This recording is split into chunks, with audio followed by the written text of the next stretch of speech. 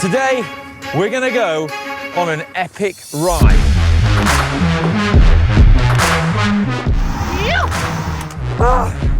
Getting steep round here.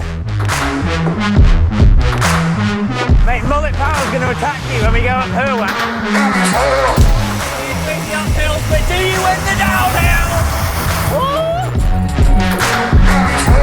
No one wants to watch us being sensible, Hank. What I am looking forward to, though, when we get there, we're going to have chippy tea.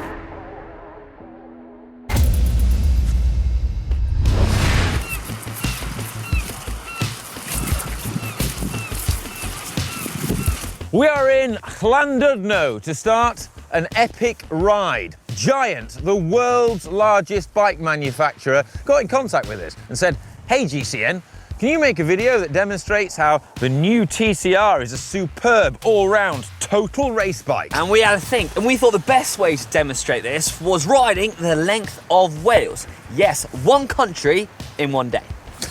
Yeah, Wales is a savage place. Legend has it, it's home to dragons. But to be honest, I'm more worried about the mountains, the double-digit gradients, the unpredictable weather, and just how many place names I'm going to mispronounce over the course of this massive ride. Hang on a minute, Ollie. You're going to mispronounce. Yeah. Gosh, I have no chance. Speaking of which, shotgun not describing the route. Oh, no, he didn't. Here it goes. Our route begins in the beautiful North Wales coastal town of Llandudno. From there, we'll head south past Conwy Castle and into the heart of Snowdonia National Park and past the town of Betsi Coed. From there, we will have 15 kilometres of uphill towards Bambacno, and we then roll through the mountains past Clynselyn towards Bala for our first cafe stop and breakfast 80 kilometres in. From Bala, we head back into the mountains up the Chenod Pass, the highest point on our route, and then we head down the valley and into Powys and through Newtown. The riding from here to Hay-on-Wye is unrelenting, with many short, sharp climbs and technical roads. After climbing and descending Rohelen Hill, we plan to have a final stop at Hay-on-Wye. From there, we'll have 95 kilometres to go as we traverse across to Monmouth and ride through the stunning Wye Valley and past Tintern Abbey and across the Severn Bridge back into England. 300 kilometres and 5,000 metres of elevation. Right, I hope I haven't ruined too many of these place names. Ideally, we're going to need a bike that is, first and foremost, fast, aerodynamic, and one that has aggressive racing geometry so that we can get into that aerodynamic position and just be as fast as possible. Well, we're also going to need a bike that is light and stiff. With this much climbing in the route and some really steep sections, we're going to need a bike that's efficient on the climbs and just feels at home. Tick. And we're also going to need a bike that's comfortable, because 300 kilometres, that's a lot of chamois time, right? It's going to have some compliance features built in. A tick. This is the TCR Advanced Pro Zero, and I love it. It's got Integrity i2 on it, carbon wheels, disc brakes, and as an added bonus, Ollie, it comes with a power meter as standard. Yeah, it's quite good, yeah. I mean, no, it's quite a yeah, nice one. I love it. Where's your bike?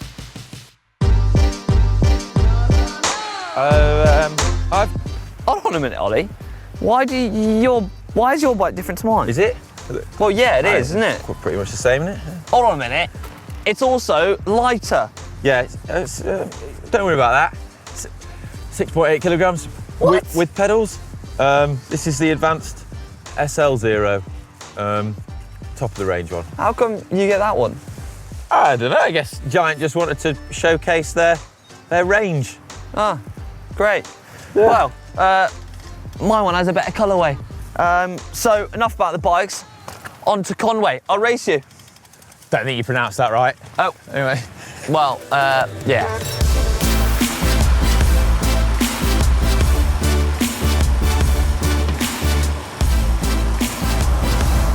Right, here we go. Leaving the sea, heading inland. Down south. We were feeling apprehensive about how far we still had to ride, but the scenery soon took our mind off it, and the sun started to come out. Just going past Conway Castle now, absolutely stunning mega castle. I love a good castle. I'm a proper geek for castles. That is so cool.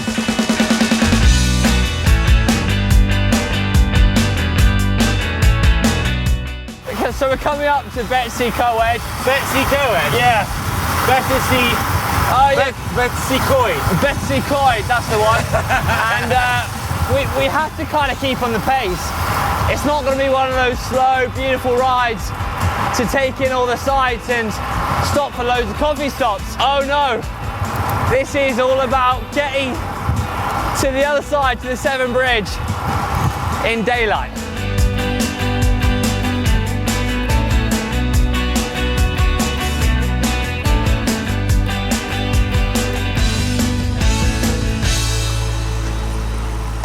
So we're starting to climb up into the moors now. Moors? We're not in Yorkshire. Well, the moors of Snowdonia. The mountains of Snowdonia. The mountains, the valleys. They feel like moors though, don't they? Except there's no moorland. Vast and open. Oh God, your geography skills are always highly amusing. That's one of the best things I like about riding with you. Oh, cheers.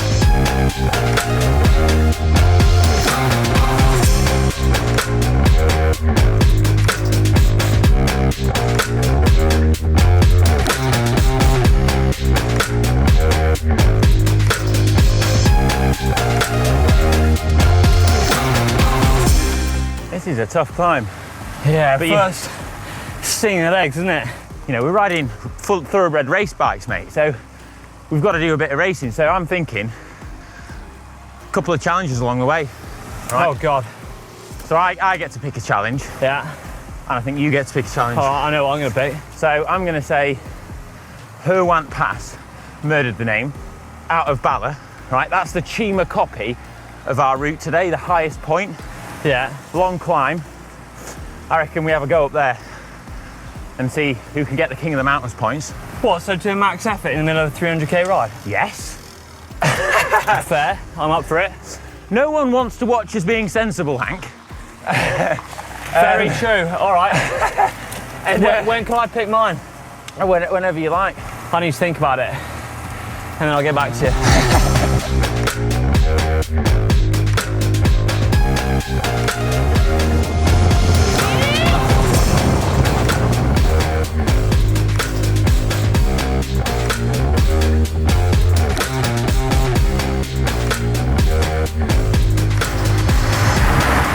I have got a little surprise for you, mate. What?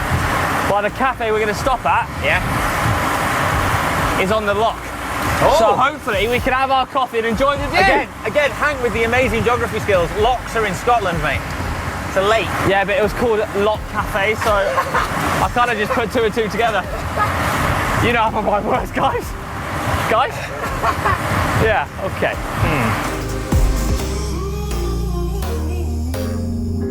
Here it is, Right. Ollie. Cafe stop one. 75k in, and this is our first stop of our three-stop strategy, isn't it? I'm hoping for some proper Welsh cuisine. I'm gonna leave mine here, just so.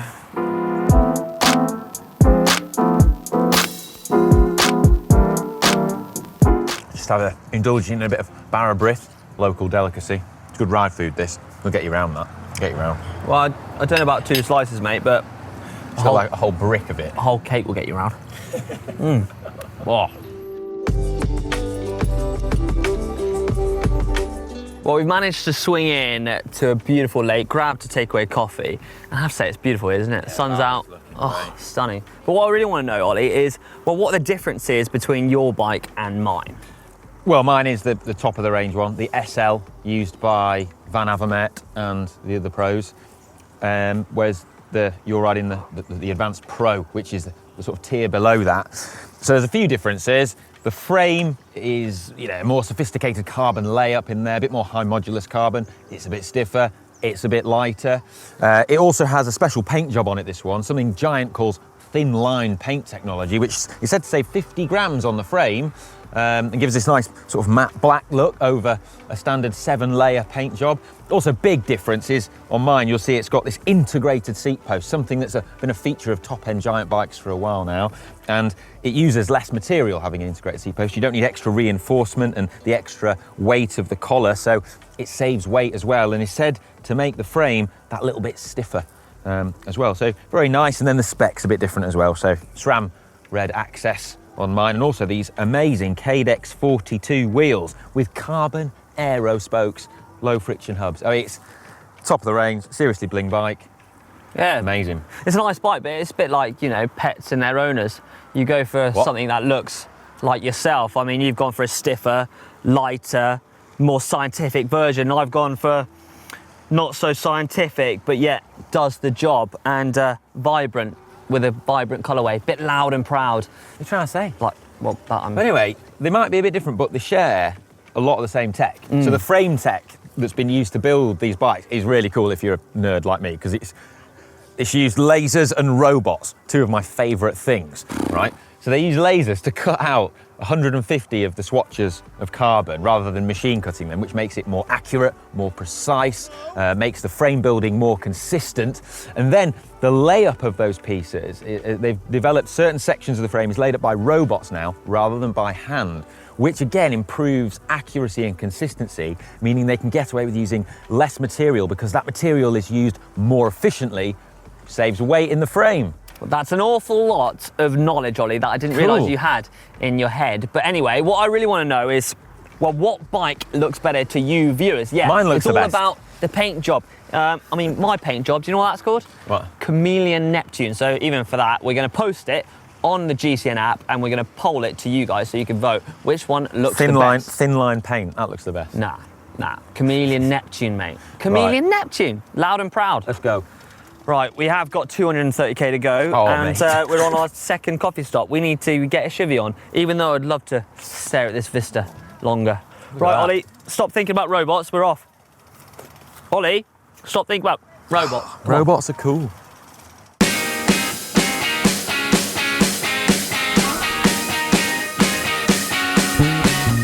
Wow, I just enjoy looking at that horrible barnet of yours.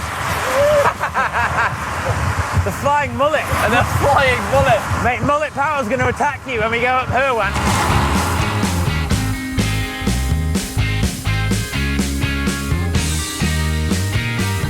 Right, so Ollie was not wrong.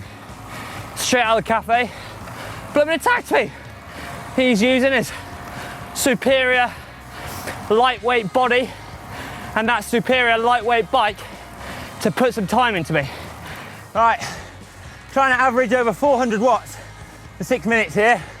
This is a lot for me, but I managed to drop Hank on the King of the Mountains part. Oh, getting steep around here, real steep. But if you've never ridden a 6.8 kilo bike, my oh my, they feel amazing. So I have a feeling he's going to get these points, but don't you worry, up my sleeve I've got descending. So descending, this mountain is going to be the next challenge, and I'm sure I'm going to hoover up the points there, and he's going to burn his bullets. Let me tell you, we're still only 8k in. Let's hope you don't bonk. Not the most sensible thing doing a 6 minute full gas effort, but you know, in this ride, but you know, King of the Mountains, got the jersey, secured the points, job done. What kept you? Nothing, just You look quite sweaty, mate. just went easy really. Too early in the ride to start putting some big power down. You're looking very sweaty. I'll give you those points, mate. Right, next competition. Yeah. Descending. What? Speed, cornering. You got to take in all those to account. You got to be a full round bike rider. So you ready? It's not just about the mountain goats. It's about the heavier physique. You've just picked a challenge that you know you'll beat me at. Yeah, that's the game, isn't it? Right, Ollie. You may win the uphills, but do you win the downhills? Woo!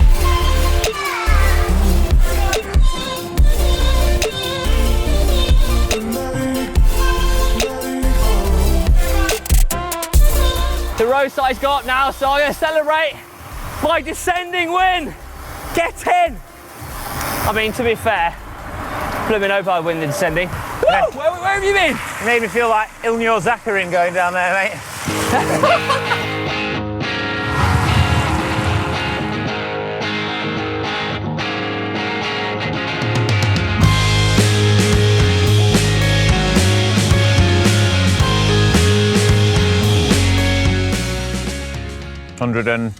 20k in now. Hank's stopped to do some faffing and have a wee. So I'm taking on some carbs. Yeah, it is worth mentioning, we to be able to film this, we've got our film crew with us, so we don't have to use saddlebags, which is an added bonus. So full set of Allen keys, so tighten up the bottle cages, I'm good to go.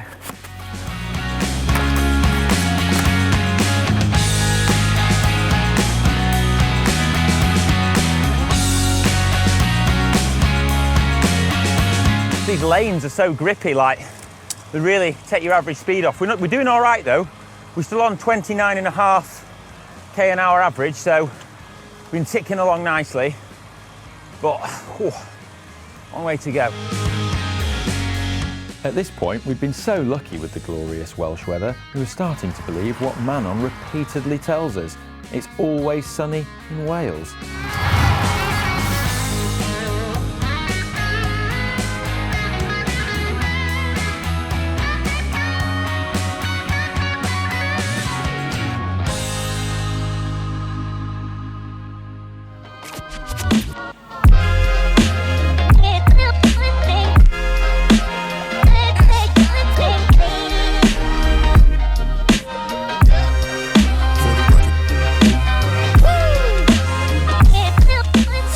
We're 185k in and we're trying to sit close to an average speed of 30k an hour. So it's not slow. Yeah. And I gotta say that these bikes, they're not a full-on aero bike, but they feel deceptively fast, don't they? And yeah, the TCR is not an out-and-out aero bike, you're right, but that's the whole point, it's an all-rounder, and it does have aero features. And I think there's an important lesson as well, and something that people sometimes forget. And that is, yes, aero bikes, they are faster, they do make a difference, but by far the biggest thing in terms of aerodynamics is you. And the biggest impact on you is the geometry of the bike and being able to get into an aero position on the bike. And, a bike like the TCR, has that classic racing geometry, low front end where, you can really, get low on the bars and, that's tank out the K. Yeah. The Ks. Yeah, like we've been doing, although not right now. Yeah. It's basically been like a 2-up breakaway in the Tour de France today. Yeah, for 300 kilometers. Yes. 12 hours. Ah!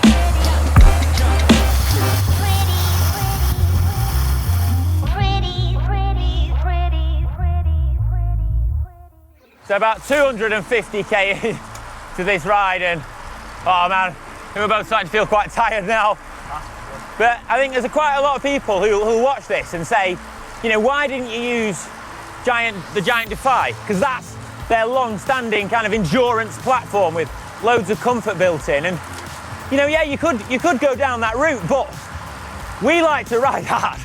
We like to ride fast, and the modern race bikes now, like the TCR, they've got so good at becoming more compliant as bike designers have learned how better to place carbon fibre to give compliance where you want it. And things like the tyre clearance is just, on this bike it's 32mm tyre clearance. The versatility of that is just brilliant, and the amount of comfort that you can get from massive tyres is great if you want it.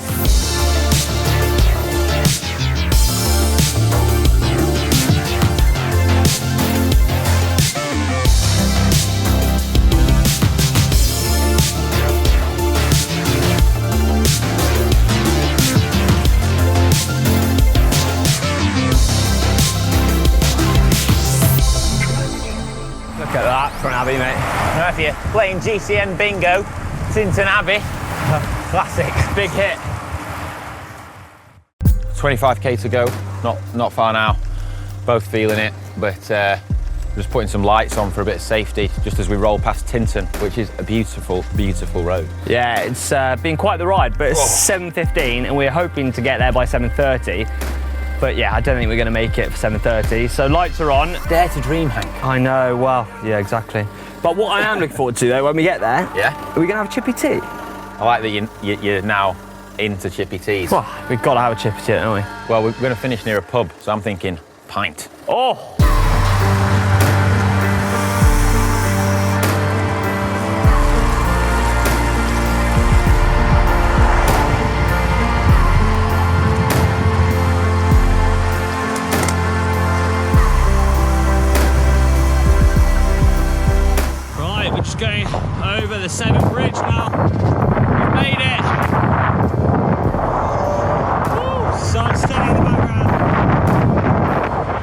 What a day.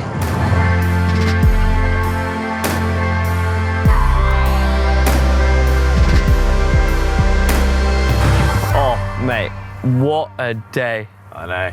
And that is Wales. That's the Severn Bridge. And this is England. It might be dark, but we've made it. Yeah. 300k. Like, oh. Wales in a day has been completed.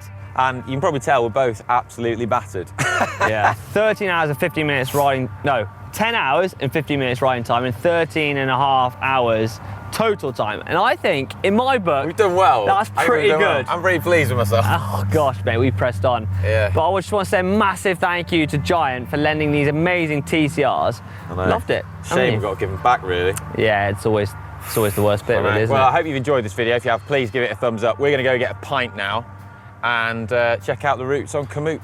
Yeah, definitely one for your bucket list. Yeah, definitely one worth doing. Right, I am going to get these legs into a pub and fill my belly with some good food.